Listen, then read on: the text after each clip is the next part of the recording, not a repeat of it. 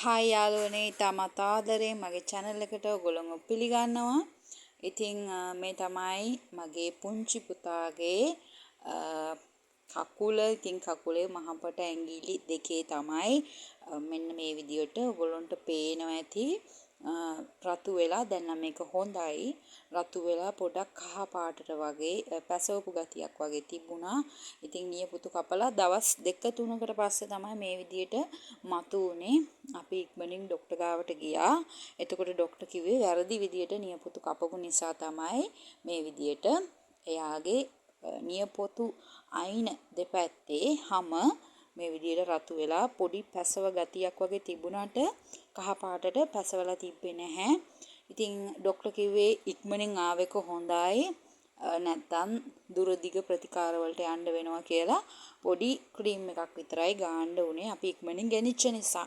ඉතින් මං හිතුවා මේක ඔයගොල්ලොත් එක්ක ෂෙයා කරගන්න ඕනේ කියලා. ඉතින් මං හිතනවා ඔයගොල්ලෝගේ චූටි පැටියටත් මේ වීඩියෝ එක ඉතාමත් වැදගත් වෙයි කියලා. ඉතින් අපේ නියපොතු කපනකොට පොඩි අපේ අතෙන් නොදැනුවත්කම නිසා වැරදි වෙන්න පුළුවන්. ඉතින් පොඩි දෙයක් වුණත් බබාට ලොකුවට බලපාන්න පුළුවන්. ඉතින් මම පෙන්නන්නම් දැන් කොහොමද හරි විදියට නියපොතු කපන්නේ කියලා.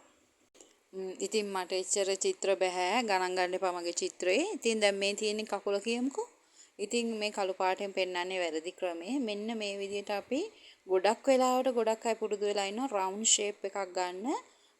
හැම මේ අයින් දෙකෙන් වැඩිපුර රවුමට කපන්න. ඒක නෙමෙයි හරි ක්‍රමය. මම මේ රතු පෑනෙන් පෙන්නන විදිහට මෙන්න මේ විදිහට කෙලින් නියපොතු කපන්න ඕනේ. ඉතින් ડોක්ටර් කිව්වා මේක පොඩි ළමයිට විතරක් නෙමෙයි ලොකු අයත් තරණීය පිරිත්ත කියන්නේ අන්න ඒ විදිහට හදාගෙන ගොඩාක් ප්‍රශ්න ඇති කර ගන්නවා එක දිගට ඒ වගේ කපලා.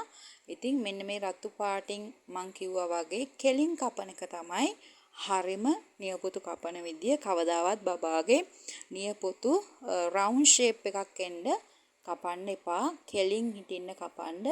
අර ගොඩක් වෙලාවට මම රවුන්ඩ් ෂේප් එකක් එන්න කැපුවේ යාට ඒක හූර ගනී කියලා හිතලා. නමුත් ඉතින් ඊට වැඩිය ලොකු ඩැමේජ් එකක් මේ එයාට මේ විදියට දෙපැත්ත නිකන් හරි පසවලා ලොකුවට එයාට ප්‍රතිකාර කරන්න වුණොත් එහෙම. ඉතින් මෙන්න මේ විදියට පරිස්සමෙන් ඔයාලත් ඔයගොල්ලෝගේ චූටි පැටියාගේ නියපොතු කපන්න. ඉතින් මගේ වීඩියෝ එක වටිනවා නම් තව කෙනෙක්ට ප්‍රයෝජනයි නම් ඔයගොල්ලෝ ෂෙයා කරන්න, ලයික් කරන්න, ඔයගොල්ලෝගේ අදහස කමෙන්ට් දාන්න, ඔයගොල්ලන්ට මොන හරි මේ වගේ වෙලා තියෙනවද කියලා. ඉතින් මාව සබ්ස්ක්‍රයිබ් කරන්නත් අමතක කරන්න එපා. ඉතින් මාත් එක්ක රැඳී හිටියට බොහොමත්ම ස්තුතියි. ආය දවසක ලස්සන වීඩියෝ එකකින් අපි හමු වෙමු. එහෙනම් thank you හැමෝටම.